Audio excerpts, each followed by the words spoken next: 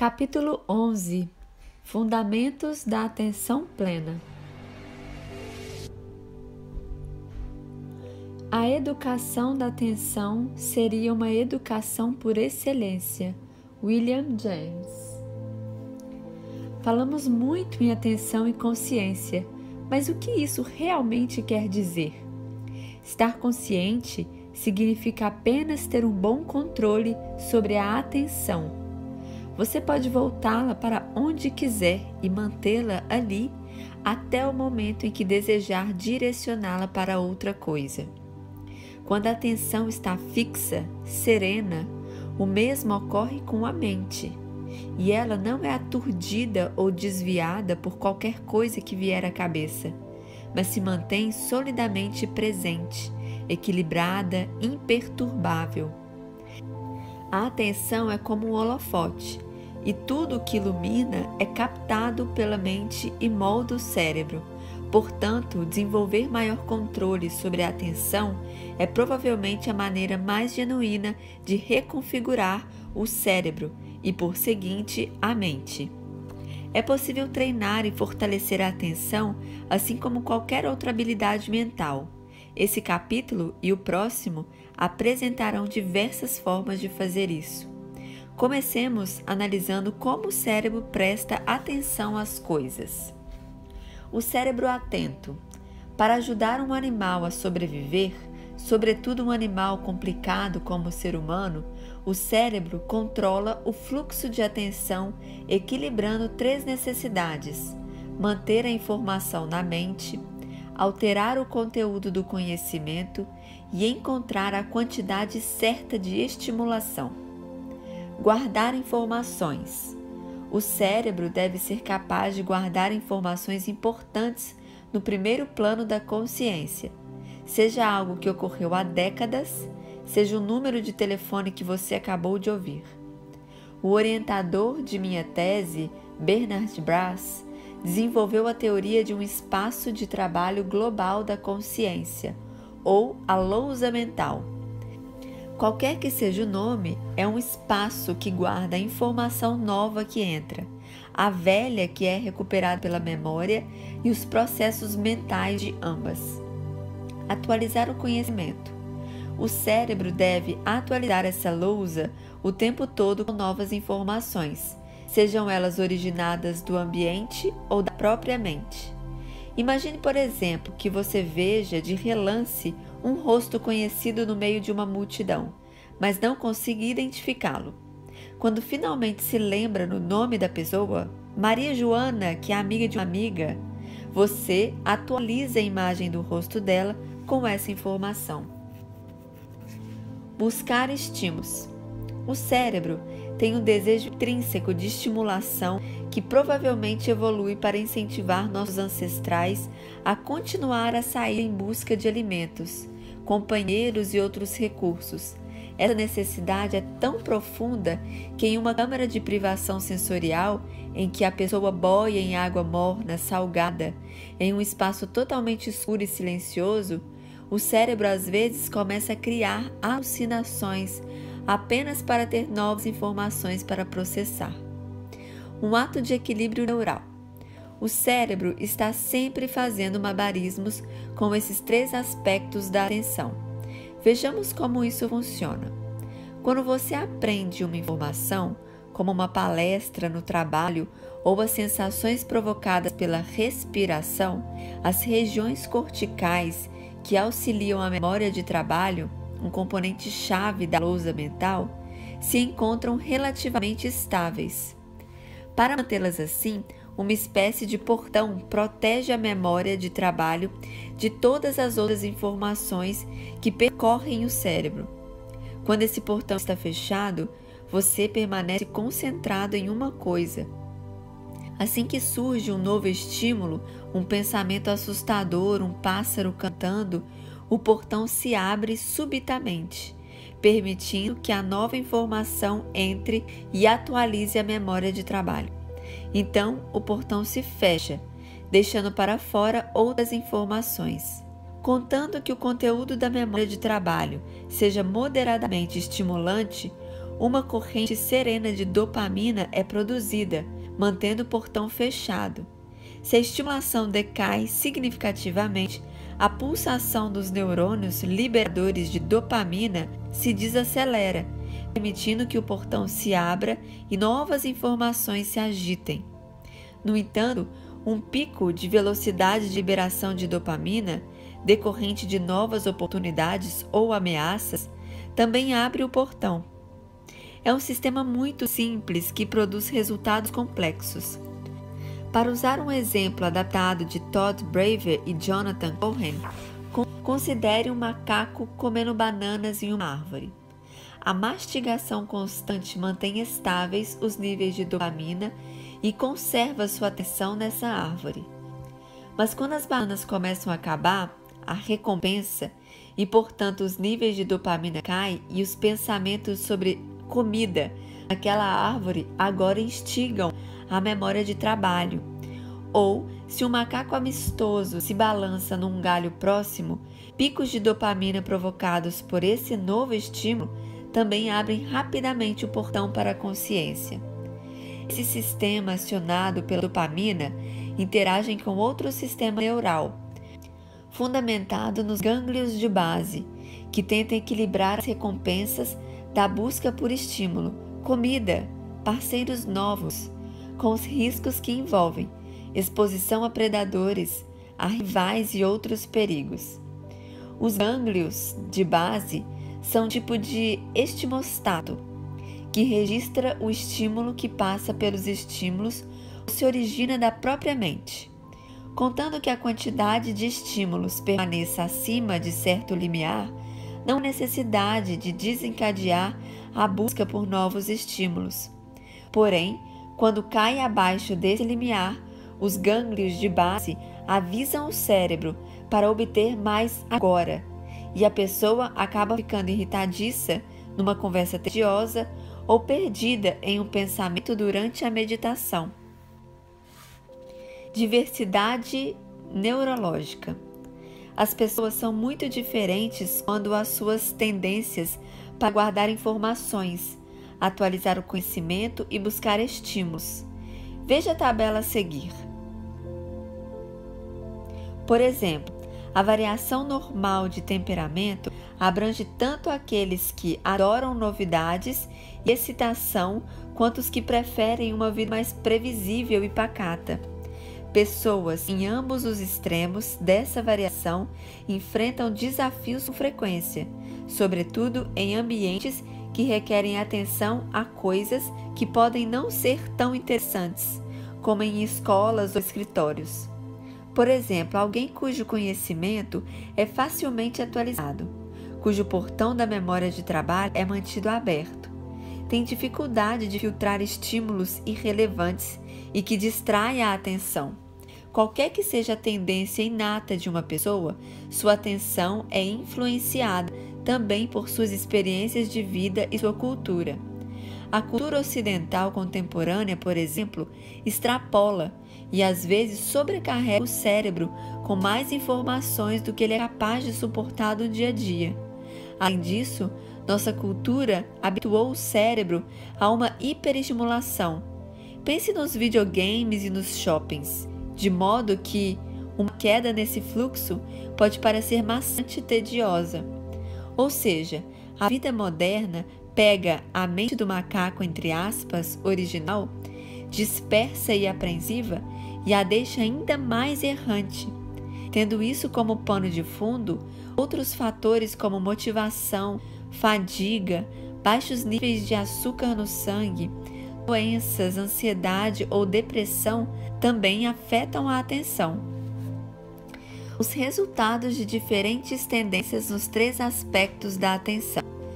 Tendência quanto ao aspecto da atenção alta.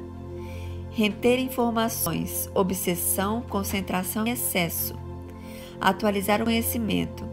Filtros permeáveis, fácil distração, sobrecarga sensorial.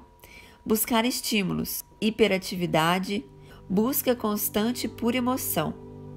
Se a tendência quanto ao aspecto da atenção for moderada, reter informação, boa concentração, capacidade de dividir a atenção, atualizar o conhecimento, flexibilidade mental, assimilação e acomodação, buscar estímulos, entusiasmo e fácil adaptação. Se a tendência quanto ao aspecto da atenção for baixa, reter informação, falta de concentração, pequena memória de trabalho, atualizar o conhecimento, ponto de vista limitado, desatenção, curva de aprendizado plana, e buscar estímulos, paralisação, apatia e letargia. Qual o seu perfil? Cada um de nós tem um perfil pessoal de habilidades relacionadas com a atenção, conformadas por temperamento, experiências de vida, influências culturais e outros fatores.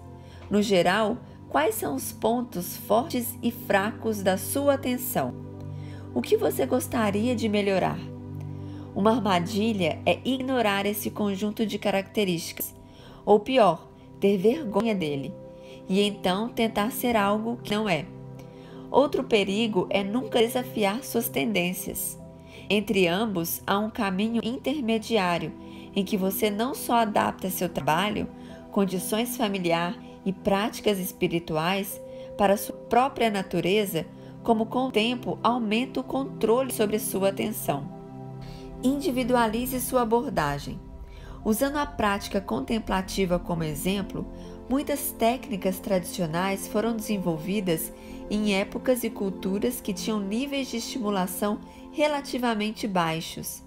Mas como ficam as pessoas de hoje, acostumadas a receber muito mais estímulos, sobretudo as mais agitadas? Já vi gente desistir da meditação por não encontrar uma maneira de praticá-la que se adequasse ao seu cérebro. No que se refere aos efeitos intrínsecos, a diversidade neurológica é muito mais significativa do que variações entre gênero, raça ou orientação sexuais. Se as tradições contemplativas pretendem aumentar a diversidade de seus praticantes, elas precisam encontrar mais formas de acolher diversos tipos de cérebro. Além disso, aqui no Ocidente, precisamos mesmo individualizar práticas contemplativas, porque há um diferencial na vida agitada de quem trabalha para sustentar uma casa em métodos que são direcionados, eficientes e eficazes. Para ficar mais concentrado no trabalho enquanto conversa com seu companheiro ou durante a meditação, permita-se adaptar a maneira de fazer isso à sua própria natureza. Seja compassivo em relação às suas dificuldades pessoais para manter concentrado.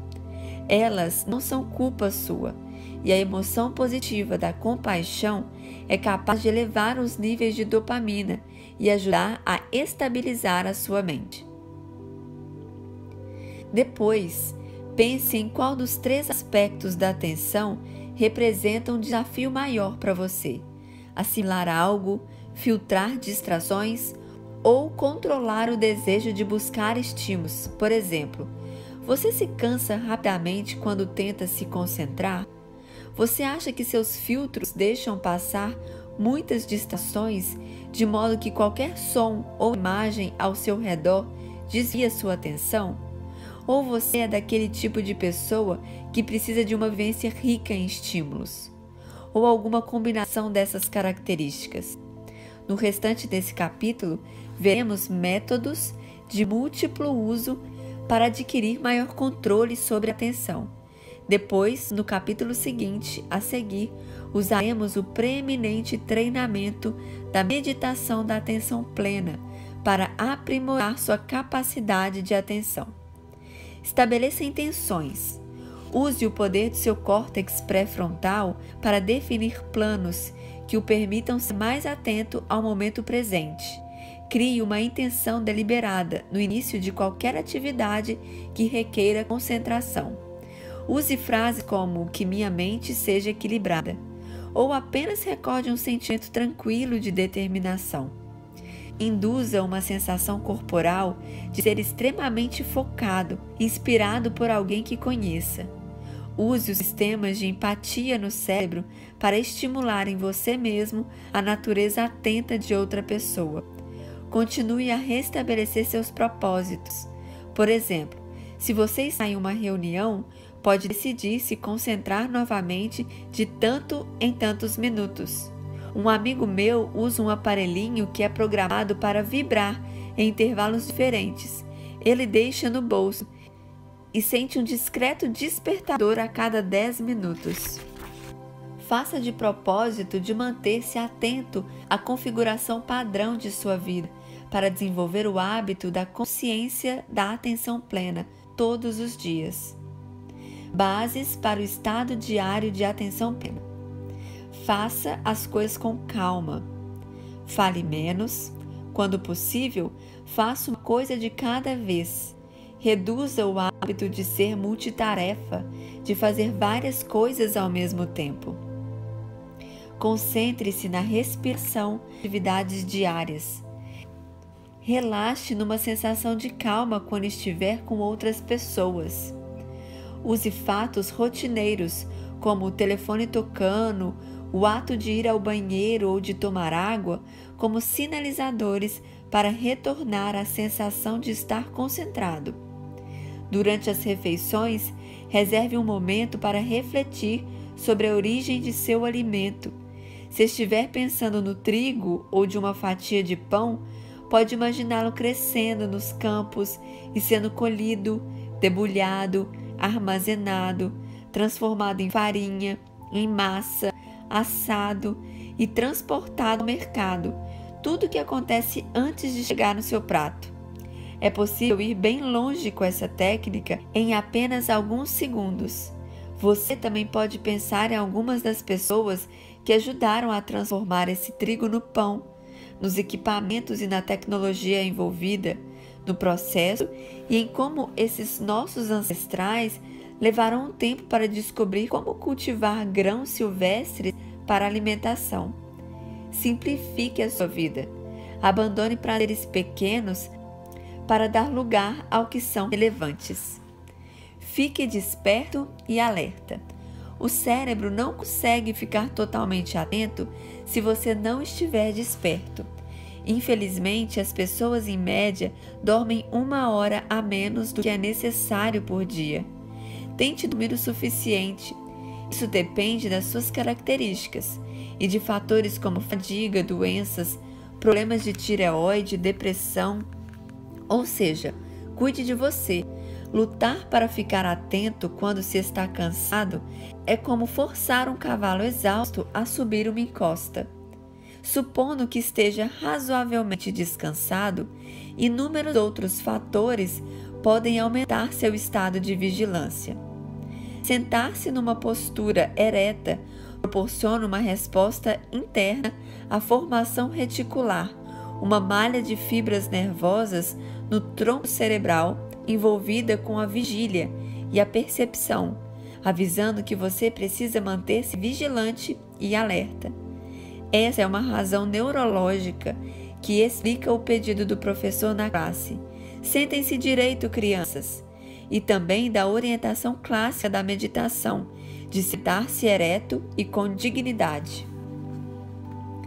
Iluminar a mente é uma expressão tradicional que significa infundir energia e clareza à mente. Na verdade, para dominar o torpor, às vezes se sugere até visualizar literalmente a luz. Do ponto de vista neurológico, essa iluminação tende a envolver um aumento repentino de norepinefrina no cérebro, neurotransmissor, desencadeando também pela reação em cascata do estresse, que funciona como um sinal orientador geral que promove um estado de alerta. O oxigênio é para o sistema nervoso o que a gasolina é para o carro. Embora represente somente 2% do peso corporal, o cérebro utiliza em torno de 20% do oxigênio do organismo. Ao respirar fundo várias vezes, você aumenta a saturação de oxigênio no sangue e, consequentemente, eleva a capacidade do cérebro. Tranquilize a mente. Quando a mente está serena, menos coisas vêm à cabeça para distraí-lo e é mais fácil permanecer atento. No capítulo 5, apresentamos maneiras de acalmar os ânimos, de tranquilizar a mente ao relaxar o corpo e serenar emoções e desejos. Os métodos aqui se concentram em aquietar o pensamento verbal, essa voz que não para de falar lá no fundo da nossa cabeça. Tenha consciência do corpo como uma totalidade. Algumas partes do cérebro estão ligadas por inibição recíproca. Quando uma parte é ativada, suprime outra. Até certo ponto, os hemisférios direito e esquerdo relacionam-se dessa forma. Portanto, quando você estimula o hemisfério direito, ocupando-se de atividades que o envolvem, os centros verbais do hemisfério esquerdo são eficazmente silenciados. O hemisfério visual espacial direito tem a maior responsabilidade para representar o estado do corpo. Por isso, ter consciência deste ajuda a suprimir a tagarelice do lado esquerdo do cérebro. A ativação do hemisfério direito é maior quando você sente o corpo como uma totalidade, o que acarreta o processamento global daquele hemisfério no estilo Gestalt. Para praticar a consciência do corpo inteiro, comece com a respiração. Em vez de deixar que a atenção se desvie, como normalmente acontece, de sensação para sensação, experimente sentir a respiração com um gestaltismo isolado e unificado de sensações no abdômen, peito, garganta e nariz. É normal que essa sensação da totalidade se desfaça após poucos segundos. Quando isso acontecer, tente recriá-la. Então, estenda a consciência para todo o corpo, sentindo como uma única percepção, como uma coisa só. Essa sensação também tende a desaparecer rapidamente, sobretudo no começo. Quando isso acontecer, recria, nem que seja por alguns segundos. Com a prática, você se sentirá melhor e até conseguirá fazê-lo durante atividades rotineiras, como reuniões. Além dos benefícios de aquietar a mente verbal, a consciência corporal auxilia a singularidade da mente. Trata-se de um aspecto meditativo em que todos os aspectos da experiência vêm juntos, como uma coisa só, e a atenção é bastante estável. Como veremos no próximo capítulo, esse é um dos fatores da absorção contemplativa profunda. Aquiete os centros verbais. Envie delicadamente uma ordem aos centros verbais, algo como silêncio, agora é hora de relaxar e ficar sossegado. Não há nada importante para discutir nesse momento. Você terá outras oportunidades para falar depois, ao longo do dia. Fazendo isso, você usa a força da intenção pré-frontal para direcionar a atividade verbal a um relativo silêncio. Quando, e não se, infelizmente, as vozes na cabeça começarem a resmungar de novo, repita a ordem a elas, como: não é hora de tagarelar, seus choramingos estão me atrapalhando. Você poderá falar após essa reunião, partida de xadrez, entrevista de emprego. Ou então ocupe os centros de linguagem do cérebro com outras atividades verbais, como repetir mentalmente um ditado que você goste, um mantra ou uma oração. Se quiser, comprometa-se a deixar a mente resmungar tudo o que quiser após terminar a atividade em que se está concentrado. Você verá que é estranhamente divertido e, sem dúvida, interessante estimular o fluxo verbal na mente. Isso revela como a maior parte desses pensamentos é arbitrária e insignificante.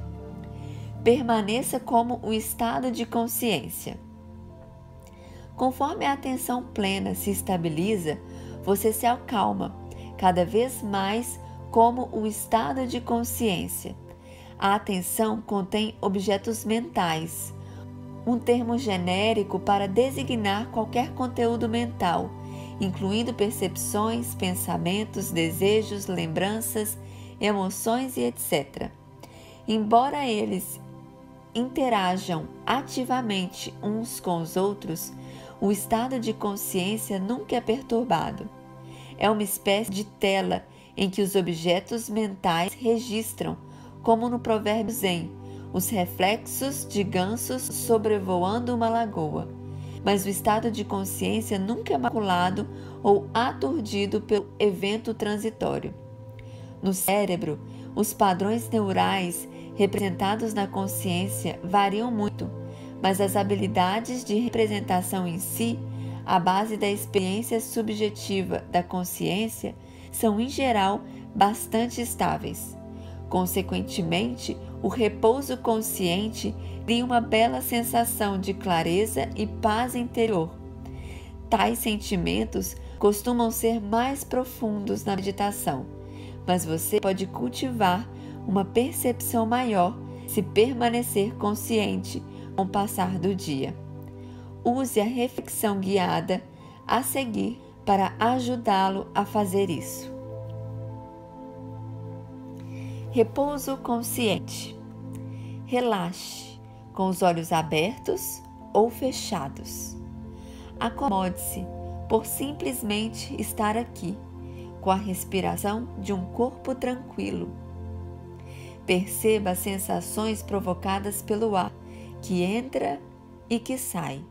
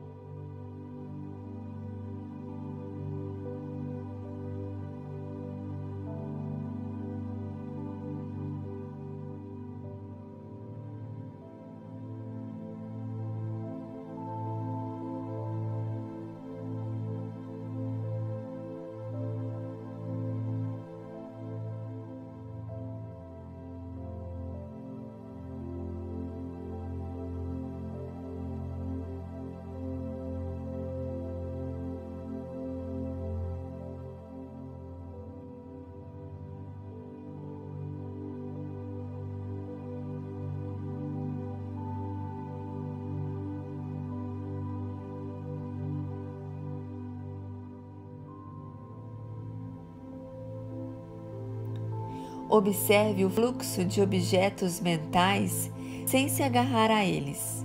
Não corra atrás de nada, nem lute contra obstáculos.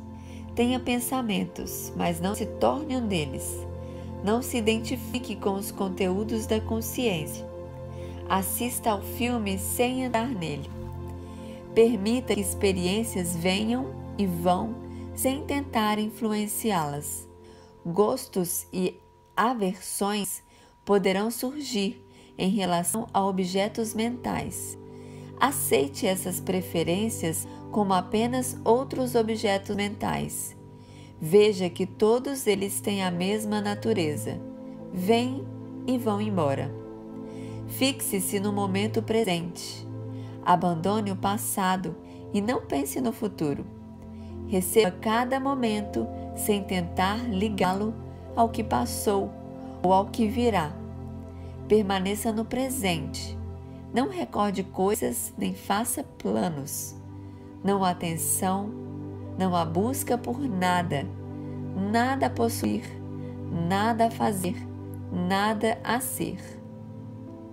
Perceba os intervalos entre os objetos mentais, uma maneira palpável de diferenciar o campo da consciência de seu conteúdo. Por exemplo, traga à mente um pensamento específico, como a respiração. E então, observe o que está presente imediatamente antes e depois do pensamento. Note que existe um tipo de prontidão pacífica, uma capacidade nunca usada, uma lacuna fértil. Perceba as qualidades espaciais da consciência. Ela é infinita, calma e silenciosa, vazia até que algo apareça, vasta o bastante para guardar qualquer coisa, sempre presente e confiável, e nunca alterada pelos objetos mentais que passam por ela como estrelas cadentes. Mas não confunda nenhum conceito de consciência, que não passa de mais um objeto mental, com a do estado de consciência. Continue retornando a simplesmente ser, estar presente, abrindo-se para o infinito sem fronteiras. Delicadamente, explore outras qualidades do estado de consciência. Permaneça com a sua experiência direta, em vez de formar conceitos sobre a consciência.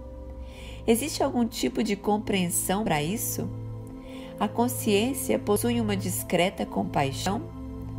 Os objetos mentais são simplesmente modificações do estado de consciência? Capítulo 11. Pontos-chave. O que passa pela atenção esculpe o cérebro. Dessa maneira, ter controle sobre a atenção pode ser a única maneira eficaz de moldar o cérebro e, portanto, a mente. A atenção pode ser treinada e fortalecida como qualquer outra habilidade mental. A atenção plena é a atenção bem controlada. A atenção tem 3 aspectos: manter as informações na consciência, atualizar o conhecimento com novas informações e buscar a quantidade certa de estímulos.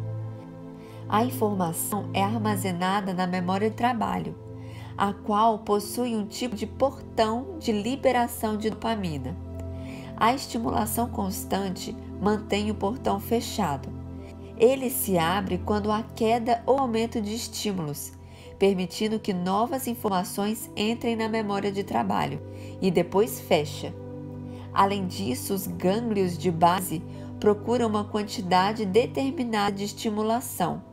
Se você receber mais estímulos do que isso, tudo bem, mas se receber muito menos, os gânglios de base enviarão sinais para outras partes do cérebro para encontrar mais estímulos.